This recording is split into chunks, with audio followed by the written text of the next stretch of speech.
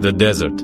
It stretches out, like a forgotten painting, burned by a sun that doesn't care. Not much lives here, or wants to live. This is Nevada, but not the one with all the bright lights. Not the one with light and laughter. This is a different Nevada. Empty, where secrets rot and grow bigger, like a sore that won't heal. A quiet place, a watching place. In this empty place, they whisper a name they're scared of. Area 51. The official names: Homey Airport, Groom Lake, Dreamland. They're meant to make you feel calm, to look away. But the real name is like a brand, burned into our minds. Area 51. It sounds like a dead code, but it beats with a hidden life. Its story is wrapped in mystery. They say it all started in the 50s. Cold War fears, spy planes and secret projects. Secrecy is a living thing. It breathes. It wraps around Area 51 like a snake. Guards patrol, mostly unseen, but they're there. They have guns and hard stares. Eyes that have seen too much. Things you can't unsee. Their silence is part of the wall. A wall built of threats and shadows and the endless fear of what's hidden inside. Warning signs are all around the edge. Tough, mean. Deadly force is allowed. Keep out. No pictures. Don't ask questions. That's not a suggestion. It's an order. An order from a power that doesn't like being disobeyed. The air itself feels electric. Heavy. Like the tiny bits of everything are listening and reporting back. Every grain of sand is a silent guard. Every gust of wind is a quiet warning. Stay away. The government speaks in riddles, or not at all. The story always goes back to Roswell, New Mexico, 1947, a summer storm.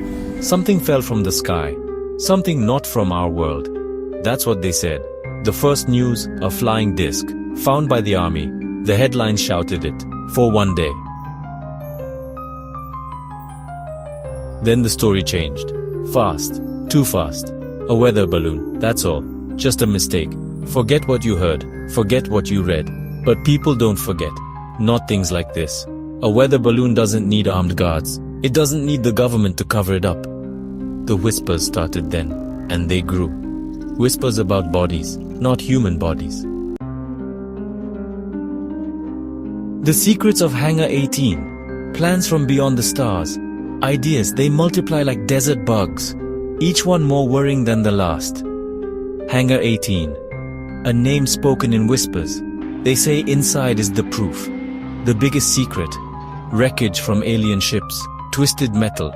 Metals not from Earth. Technology that challenges our science. Maybe the very same craft from Roswell. Or others. Many others. Collected over decades.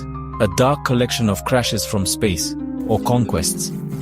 They say our scientists work there. In secret. Trying to understand. Trying to copy. Reverse engineering. That's what they call it. Taking apart alien machines, piece by piece. Hoping to unlock their power, their secrets. Gap 2S. Nightmares in the high desert, eyes in the dark, stories seep out like blood from a sealed room. Not just ideas, but encounters. People who live near the base, or those brave enough, or foolish enough, to get close. They see lights in the night sky, lights that shouldn't be there. Moving with speed and turns that no Earth machine can do. Silent, watching. Balls of light that dance and disappear. Dark triangles against the stars. Are these our secret planes? Or something else? Something alien? They tell stories of abductions, lost time, people driving on empty roads, near the base, and then gaps, missing hours, vague, scary memories, of beings, of experiments, of fear. They're dismissed as dreams. As just people overreacting, as lies. But the stories don't stop. Too many, too similar. A pattern of terror etched on the land. The desert has always been a place of visions. The weight of knowing, a fear that never sleeps. This place, Area 51, it does something to you. Even if you've never been there. Even if you've only read about it. It plants a seed of worry. A little piece of ice, deep in your mind, where something dark hides. What if? That's the scariest part. What if these stories are true? What if the government isn't protecting us? What if it's protecting itself? Or its secrets? From us? From the truth? The weight of not knowing.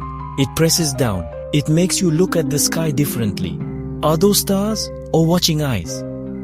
It makes you doubt authority, doubt trust.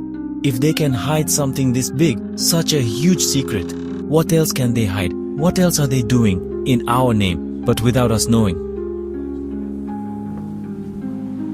Feeling paranoid is a natural reaction, maybe even a healthy one, when faced with such a giant lie.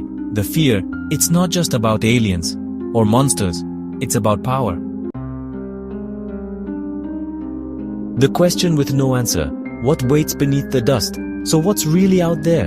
In the Nevada dust, under the watchful eye of Groom Lake, the final answer slips away from us, and it always will, as long as the gates stay closed, as long as the silence isn't broken. Maybe it's less dramatic than the stories, just advanced technology, made by humans, kept secret for military reasons. But that explanation feels weak, too simple. It doesn't explain the chill, the deep old fear, the whispers that never stop, passed down through families. Or maybe it's everything we've imagined, and more. Pandora's box, secretly opened, its contents now being studied and feared and maybe worshipped. Beings from other worlds, technology that could save us or destroy us, truths that could break society. The government like scared kids, holding the lid down tight, hoping we never peek inside, hoping the whispers stay just whispers. But secrets have a way of coming out, sooner or later.